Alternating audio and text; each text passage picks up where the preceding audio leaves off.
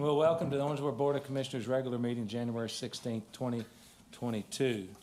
This time, I'll ask our city clerk to please call the roll. Commissioner Jeff Sanford.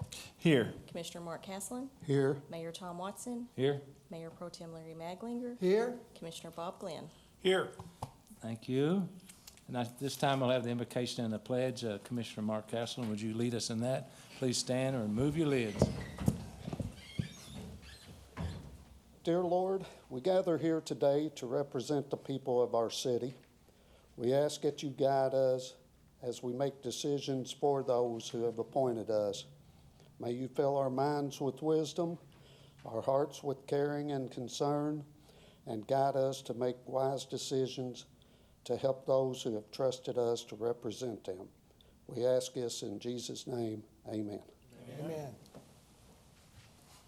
I pledge allegiance to the flag of the United States of America and to the republic for which it stands, one nation, under God, indivisible, with liberty and justice for all.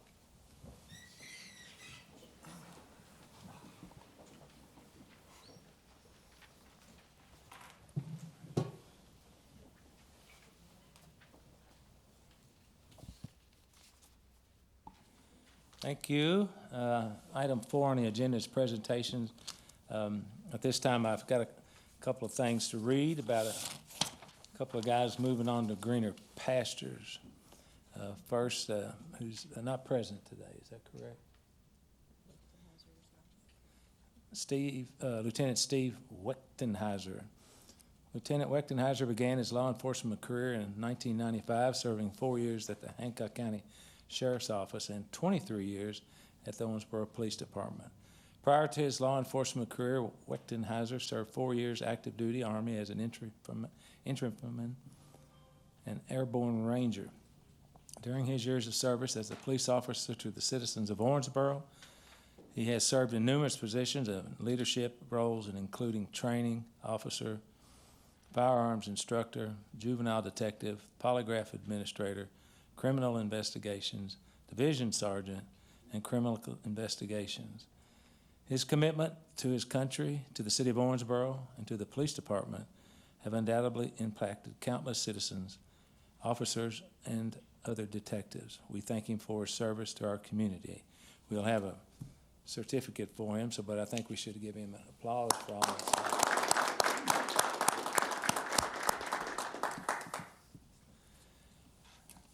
Okay, we have another one here. Look at him out there smiling. He's on the way out the door. I see him over there. Officer Craig Suter. Officer Suter joined the Sutter. You told me that. Sutter, excuse me. Officer Craig Sutter joined the Orangeboro Police Department on February the 24th, 2017. Prior to his employment with OPD, Sutter, right? Worked for Nicholasville, Kentucky Police Department, Western Kentucky University Police Department, and the United States Border Patrol. During his career at the Orangeboro Police Department, he has served as training officer, firearms instructor, and senior officer on his shift. Additionally, in 2019, he was instrumental in obtaining the Spirit of Blue Foundation grant that provided tourniquets to all members of the Orangeboro Police Department. Officers have been credited with saving lives of 2 Orangeboro citizens with the tourniquets since they have been issued. Without question, Officer Suter. Sorry, I had an old girlfriend named Suter, and I just can't get that off my mind. The commitment to service to our citizens, his fellow officers, and the Orangeboro Police Department has been significant. We thank him for his service to our community.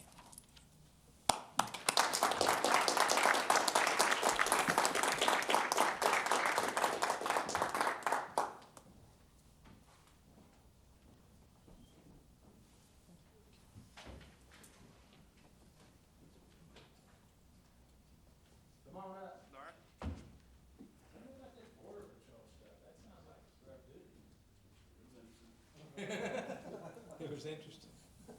Okay, this is a certificate of outstanding service and extends a grateful appreciation for your outstanding service faithfully rendered while employed in the city of Orange. All those who reside in the city of Orangeboro, Kentucky are asked to join in this recognition of appreciation on this 18th day of January 2022. Jake, Rick, Marion, say a few words of folks. All right, let's have the chief.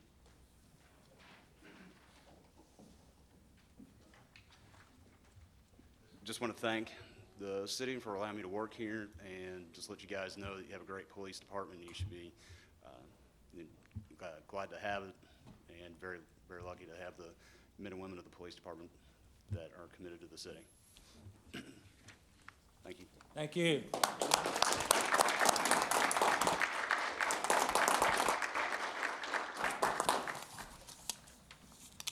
Best of luck. Thank you, sir. I'm happy for you, but I hate to see you go at the same time, you know? Thank you. And wisdom leaving with you. Any of y'all want to speak?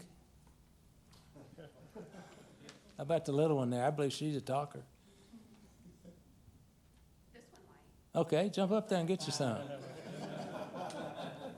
Oh, okay. Well, we'll move on then.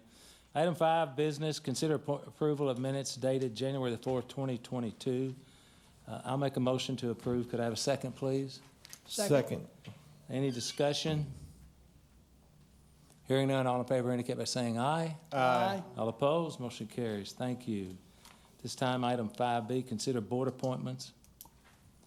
Orangeboard Parks and Recreation Advisory Board appoints Scott Ingram to a 2-year term effective January the 18th, 2022. I'll make a motion to approve this appointment. Could I have a second, please? Second. Any discussion? Hearing none, all in favor indicate by saying aye. Aye. All opposed, motion carries. Thank you. Item 6, ordinance, second reading. This will be a roll call vote. City Clerk Beth Davis. Ordinance 1-2022, an ordinance annexing to the city of Owensboro certain unincorporated territory in the county of Davis, adjoining the present boundary line of the city, being property located at 1937 Litchfield Road, containing 2.237 acres, more or less, at the request of VAF 1937 Litchfield Road, LLC, read for approval on second reading this 18th day of January 2022. Thank you. We talked about this before. Do you have anything to add, City Manager? Nothing new, Mayor, no. Nothing new? Any discussion? Okay, we'll have roll call. I made a motion. Could I have a second? Second. Any discussion? Commissioner Sanford, Yes. Commissioner Castleton, Yes, Mayor Watson. Yes. Mayor Pro Tem Maglinger, Yes. Commissioner Glenn. Yes. Thank you, Ms. Davis, for correcting me. Item 7, ordinance, first reading, no vote.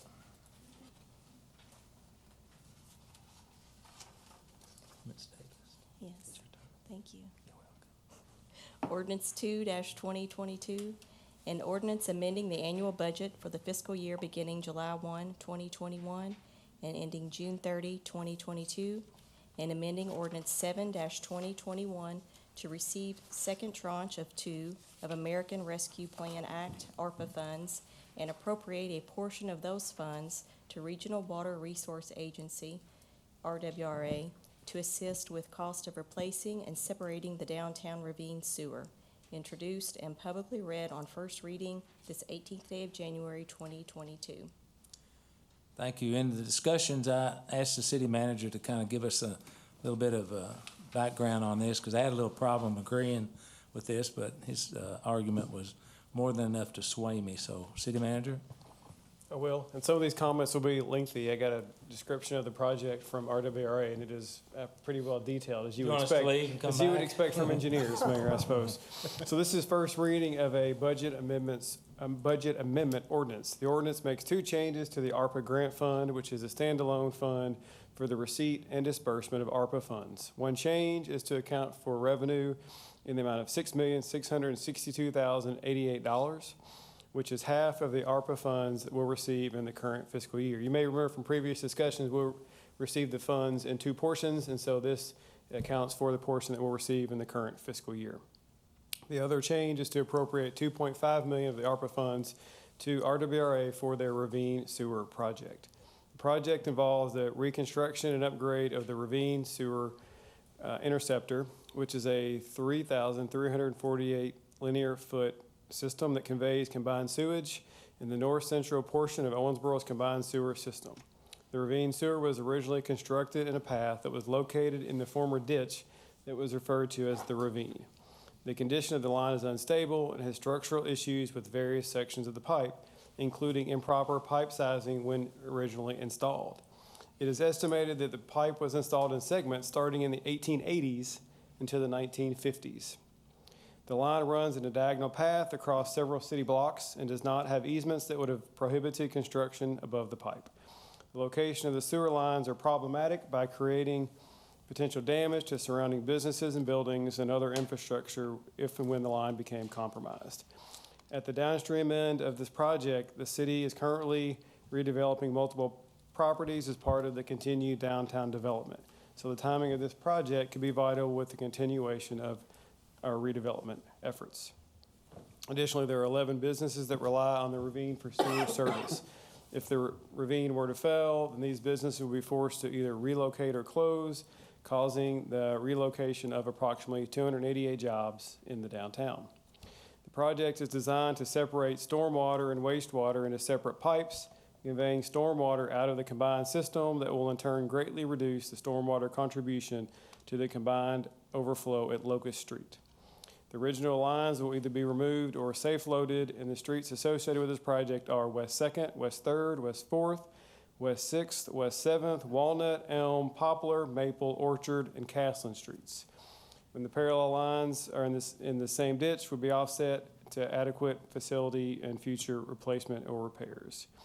Total project cost, the project cost is $2,058,140 for design and $8,960,400 for construction, for a total cost of $9,218,540. RWRA will absorb the remainder of the cost not provided by the city.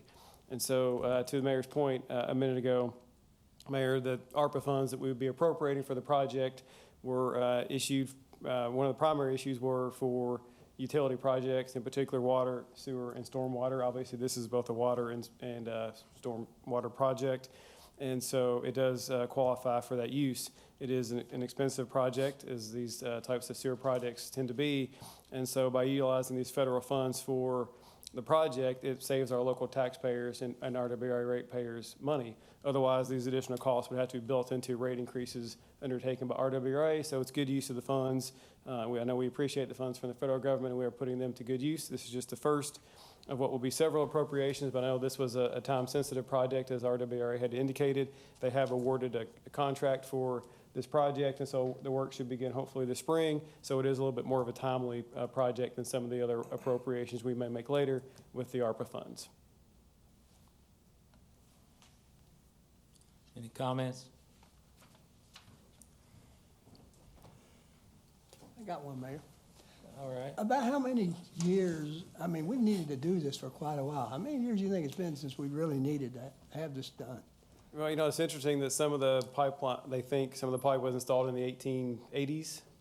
So I've been dealing with local government in this community for 20 years, and it's been on the radar that entire time. I know it's been bid at least once or twice, but the funds were not available at those times to proceed with the project. Thank you. Commissioner Glenn. So the question I have is, I know when we did the fairgrounds project, Wayne Shelton was our public works director, and there was a lot of good communication with the residents and businesses when they did that. Do they have a plan to do that? Will they communicate? Because now we're not dealing with public works, we're dealing with RWRA. Will they let businesses and residents know what's going to go on as they work their way through the project? Yeah, that's a good question. I'm sure they will. I don't know their particular plans, but I'll inquire to that and let you know. But I know they typically do a very good job of communicating with the businesses when they're impacted by their projects. And I assume that RWRA didn't qualify for ARPA funds, is that correct?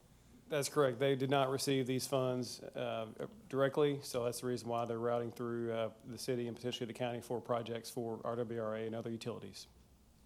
Thank you, very good explanation. All right, any other questions?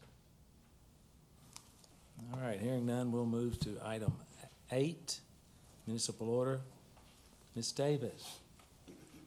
Municipal Order 3-2022, a municipal order authorizing and directing the mayor to execute a memorandum of agreement with VAF 1937 Litchfield Road LLC, providing for the consensual annexation of unincorporated property located in Davis County at 1937 Litchfield Road, containing 2.237 acres more or less, and further providing that the city shall reimburse VAF 1937 Litchfield Road LLC 100% of the total ad valorem, excluding school tax, net profits, and general fund occupational tax revenues derived from the property over a designated 5-year period, and provide 1 transit bus shelter and public transportation service to the location. Read for approval on 1 reading this 18th day of January 2022. Thank you. City Manager, would you have anything? I may make a motion to approve. Could I have a second, please? Second. Okay, discussion, City Manager. Yes, thank you, Mayor. This municipal order authorizes the incentive agreement for the annexation that you approved earlier in this meeting on Litchfield Road. This is our standard annexation incentive, which involves a 5-year, 100% general fund incremental tax rebate. And because of this site's use as a medical office building, the agreement also includes the installation of a bus shelter at the location. Any other discussion? Hearing none, all in favor indicate by saying aye. Aye. All opposed? Motion carries. Thank you. Item 8B, please, Ms. Davis. Municipal Order 4-2022, a municipal order authorizing the rebate of 1% of all new occupational license fees due and payable to the City of Owensboro, Kentucky, from the salaries, wages, and other compensation to be paid to new employees of Sazerac Distillers LLC for a period of 10 years, provided said corporation meets the criteria set forth in its application for incentives under the Kentucky Business Investment Program. Read for approval on 1 reading this 18th day of January 2022. Thank you. I'll entertain a motion. Can I have one, please? Motion? Could I have a second? Second. Thank you. City Manager, do you have any discussion, please? I do, Mayor. This municipal order approves the city's participation in the state's Kentucky Business Investment Incentive Program for a project at Sazerac Distillers, which some may still know as Glenmore. The project was announced in 2018, and the estimated investment at that time was $21.2 million, and through subsequent investment has increased to $28.9 million. Sazerac agreed to create approximately 61 new jobs as part of the expansion, 39 of which have been created when the company applied for the incentive program in 2018. The city's involvement is to rebate 1% of the occupational tax revenue from the new jobs exceeding the 39 which were already filled at the time of the application. The maximum rebate to the company is $25,000 per year, and they're eligible for 10 years. Elizabeth Griffin from the Economic Development Corporation is here if you have any questions about the project. Thank you. Any questions? I have one. Now, this is, since they're kind of half in the city and half in the county, right? So That's all, correct. all this stuff's in the city, correct? That's correct. And Angela and I had a conversation, and we worked with Brittany and Elizabeth. And so the company is in both the city and the county. And so they've previously done a similar incentive for, I think, a portion in the county. And so this is an address attached to the city. Good. Okay. Hearing no more discussion, and all in favor indicate by saying aye. Aye. All opposed? Bless you. Motion carries. All right, we'll go to item 9, city manager items, sir. Mayor, if you would acknowledge Angela Waninger for the financial report through the month of December. I'd be glad to. Ms. Waniger, Thank you, Mayor. you're welcome. We actually have the November and the December financials on this agenda. My plan is to present the December financials and refer to the November financials by exception if anyone has any questions specific to November. My PowerPoint presentation will be on the general fund activity for the month of and 6 months into December. You may refer to page 3 of your financial packet for more detail. But before we get started on the discussion of the city finances, I do want to point out that the unemployment rate reflected in the financials on page 1 is the lowest that we have on record since we started tracking this information in 1985. It's 2.7%. All right, so our first slide is for the month of December. Actual revenues of $4,408,371 were lower than budgeted revenues of $4,690,754, resulting in a variance of $282,383. This is primarily due to the timing of receiving versus budgeting the third round of CARES funding in the amount of $445,482. This variance is also partially offset by higher occupational license fees. And just for further information, we actually received that CARES funding in September.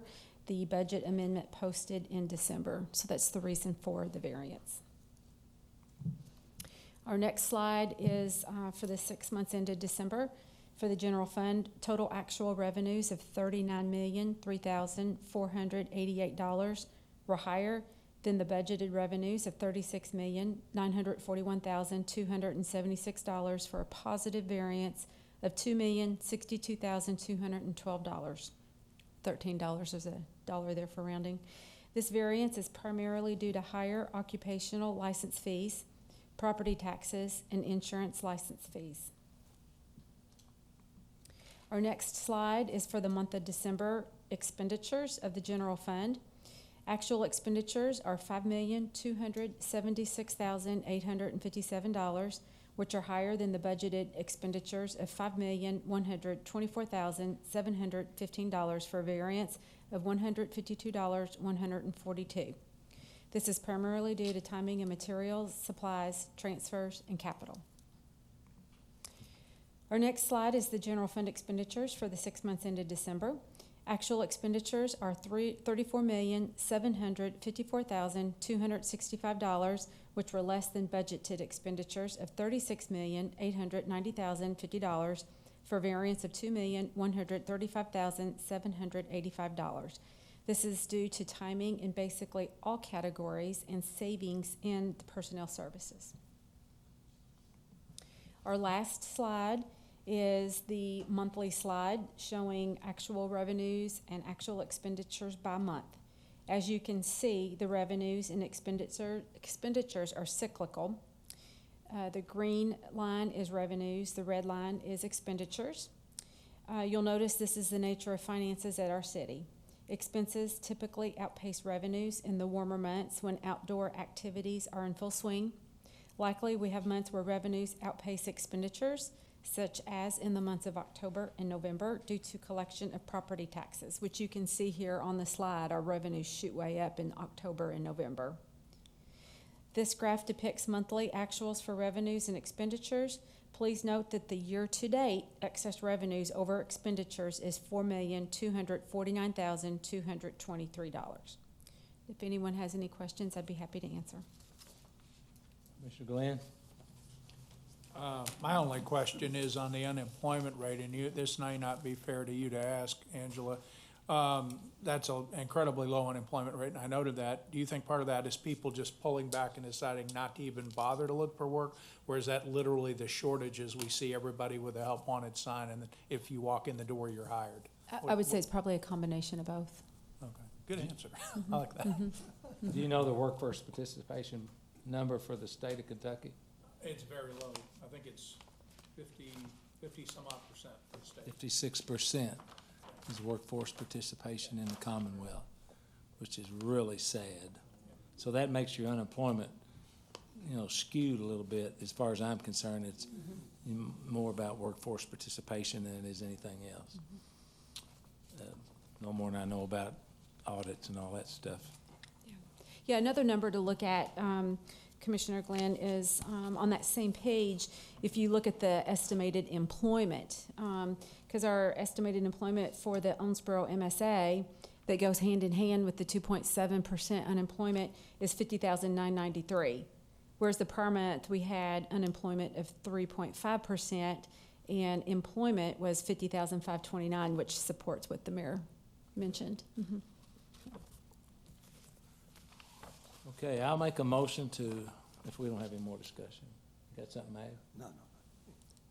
Sorry about that, I'm watching a ping pong match.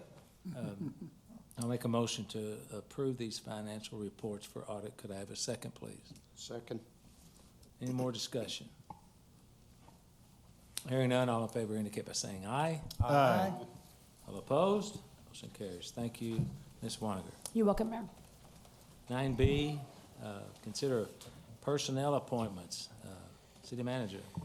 Thank you. Tonight for your consideration, we have 3 personnel appointments. Elizabeth Moore, probationary full-time, non-civil service appointment to bus driver with the Transit Department effective January 24th, contingent upon successful completion of all post-offer pre-employment requirements.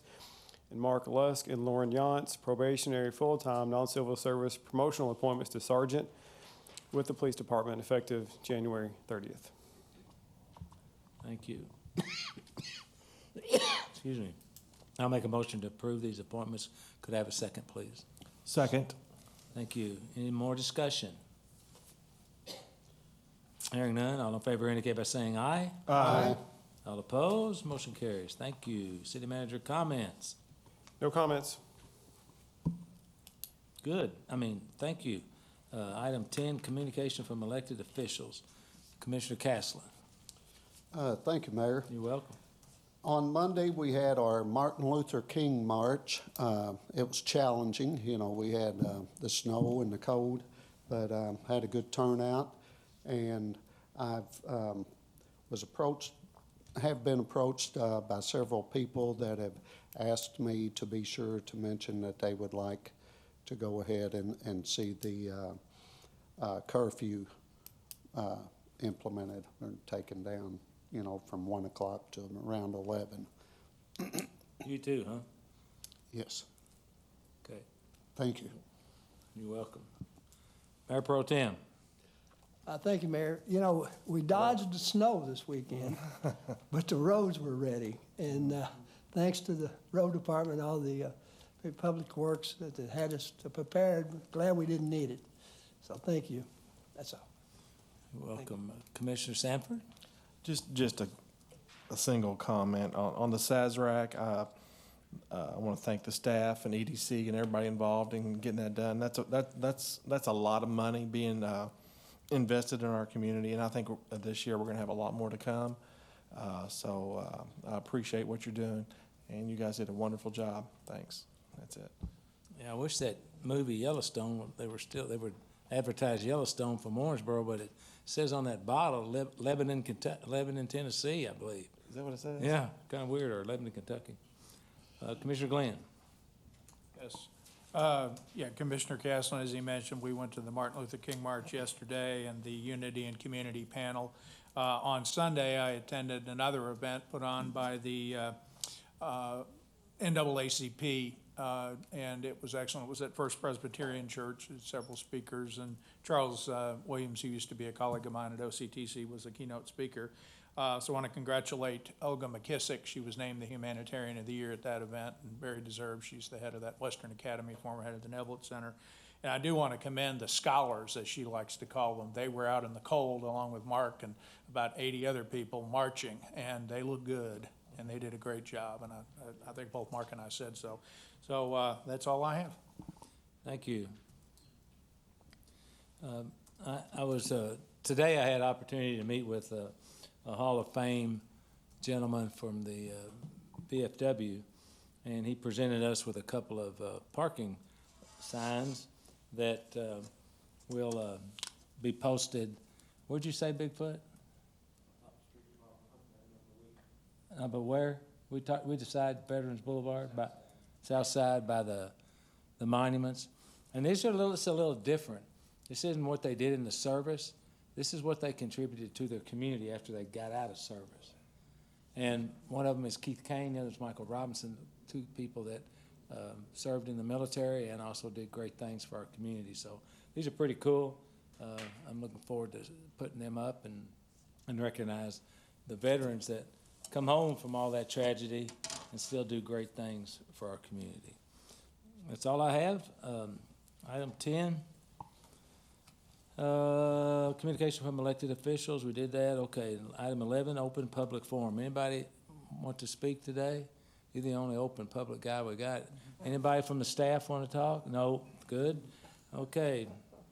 Well, hearing that, if no other business comes before this commission today, I'll make a motion to approve. Could I have, to adjourn, could I have a second, please? Second. All in favor indicate by saying aye. Aye. We are adjourned.